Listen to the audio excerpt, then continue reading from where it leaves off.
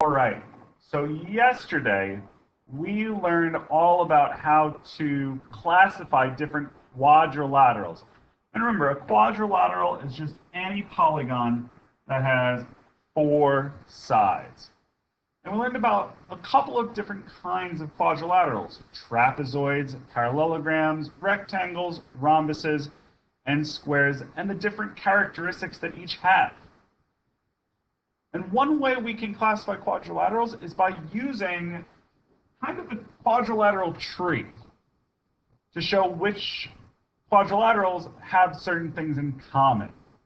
So let's start with the shorter side of the tree. Only a trapezoid has one pair of parallel sides.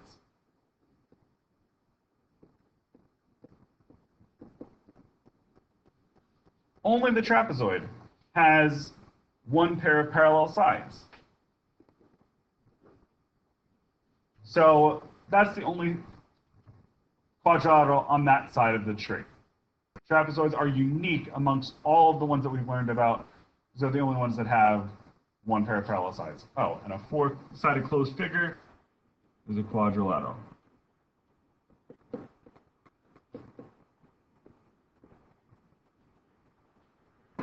And then we get to the other side of the tree.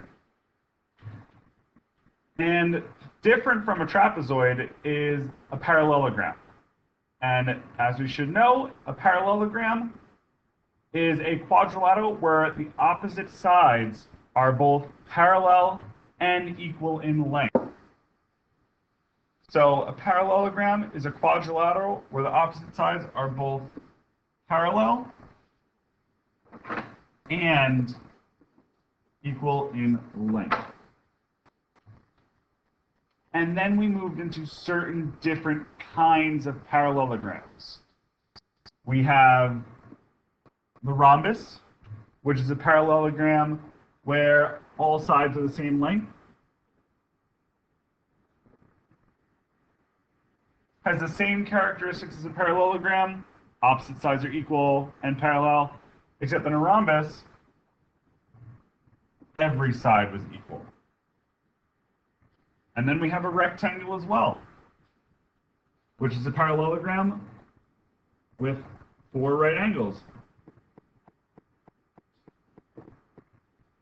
So a rectangle has all the characteristics of a parallelogram, except we have right angles for in every corner. And then we have kind of almost like a catch-all. It has every characteristic on the parallelogram side. We have the square. And a square is a rectangle with all sides the same length.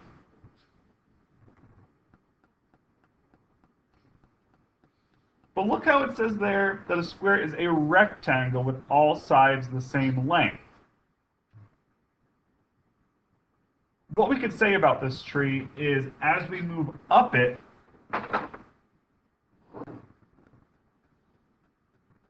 the shapes below have all the same characteristics as the shapes above it.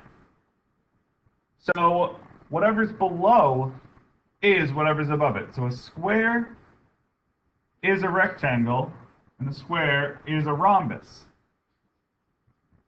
Because a square has all the same characteristics as a rectangle, and a square has all the same characteristics as a rhombus.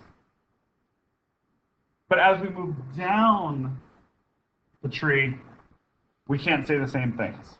As we move down, the shapes above on the tree are not the shapes below it. Because a rhombus is not a square. A rhombus doesn't have four right angles, so a rhombus can't be a square. A rectangle, all the sides aren't the same length, so a rectangle can't be a square. But a square can be a rectangle, and a square can be a rhombus. And that's how we use this tree. As we go up, the quadrilaterals below are the quadrilaterals above. And as we go down, they are not. If you have any questions about that, please feel free to rewind the video, you can listen to it again, or pause, come up to the mini lesson in front and hear it from me there. So that way I can answer any of your questions. If you are understanding and you're good with all that, just hang tight and we'll move on.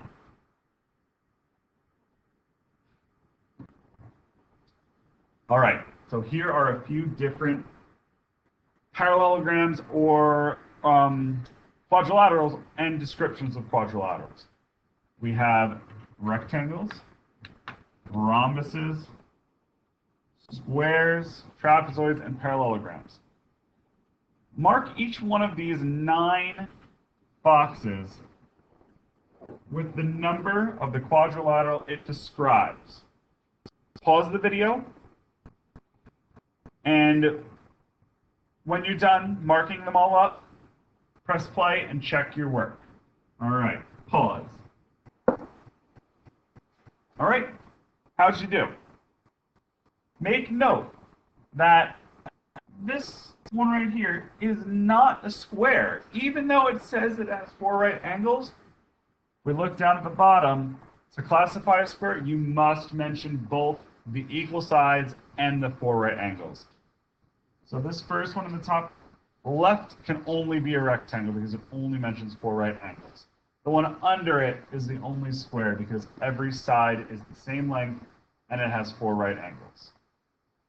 All right, if you have any questions, maybe go back and check your work. Other than that, let's move on. Let's try some more classifying together, okay? On top, we have 10 different quadrilaterals.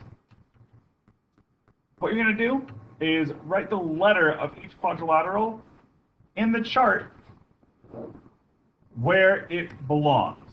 Remember, one letter can be in different places. Okay? Rhombuses are also parallelograms. So anything you put under rhombuses should also be a parallelogram.